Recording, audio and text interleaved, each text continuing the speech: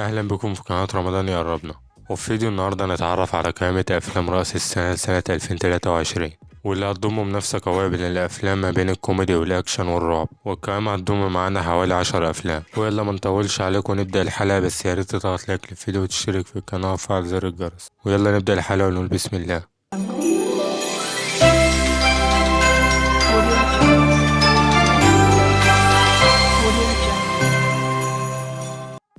وأول فيلم معانا في قائمة أفلام رأس السنة هيكون فيلم نبيل الجميل أخصائي تجميل.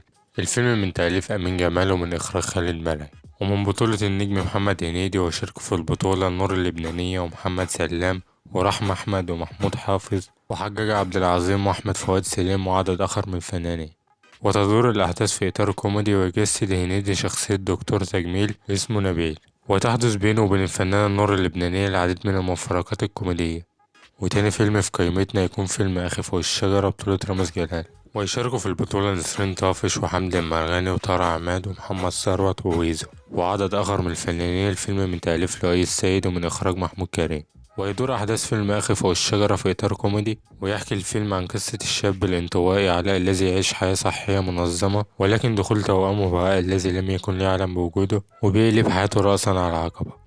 وتالت فيلم في قائمتنا يكون فيلم شلبي بطولة كريم محمود عبد العزيز، ويشاركوا في البطولة روبي وبيومي فؤاد ومحمد محمود وحاتم صلاح وسليمان عيد وعدد آخر من الفنانين. الفيلم من تأليف مصطفى حمدي ومن إخراج بيتر ميمي، وتدور أحداثه في إطار كوميدي اجتماعي مع وجود قصة حب تجمع بين كريم محمود عبد العزيز وروبي.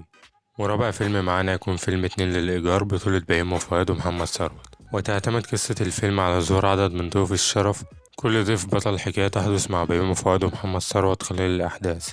ومن الفنانات التي يشاركون كضيف شرف إسعاد يونس ومران حسن ونادي السباع وعدد آخر من الفنانين. وخامس فيلم في قائمتنا يكون فيلم جروب المامس. الفيلم من بطولة روبي ويسرا اللوزي ودارين حداد ومحمد ثروت ومحمود حافظ، ومن تأليف إيهاب بليبل ومن إخراج عمرو صلاح. وتدور أحداث الفيلم في إطار كوميدي اجتماعي خلال جروب للواتساب خاص بالمدرسة يجمع 3 أمهات من 3 طبقات اجتماعية مختلفة، وتحدث العديد من المواقف بين الأمهات لمتابعة أخبار أبنائهم. وسادس فيلم في قائمتنا يكون فيلم مطرح مطروح. الفيلم من بطولة محمود حميدة وكريم عفيف وشيماء سيف وليلى أحمد زاهر، ويظهر النجم بويكا في الفيلم للمرة التانية في السينما المصرية بعد ما ظهر في فيلم حرب كرموز. والفيلم من تأليف محمد عز ومن إخراج وائل إحسان. وتدور أحداث الفيلم في إطار كوميدي أكشن خلال فترة الأربعينات وحرب الإنجليز. وسابع فيلم في قائمتنا يكون فيلم المطاريد بطولة أحمد حاتم وطارق عماد، ويشاركهم في البطولة عياد نصار ومحمود البزاوي ومحمود حافظ ومحمد محمود ومحمود الليثي.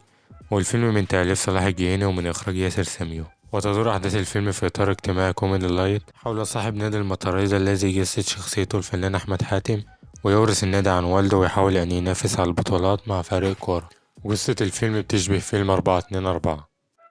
وتامن فيلم في قائمتنا يكون فيلم مغامرات كوكو بطولة بيومي فؤاد وخالد الصاوي وشيرين رضا وإيهاب فهمي وأوسوس ومنى فضالة ونانسي صلاح وعمرو عبد العزيز. الفيلم من تأليف إيهاب نصار ومن إخراج إسماعيل فاروق.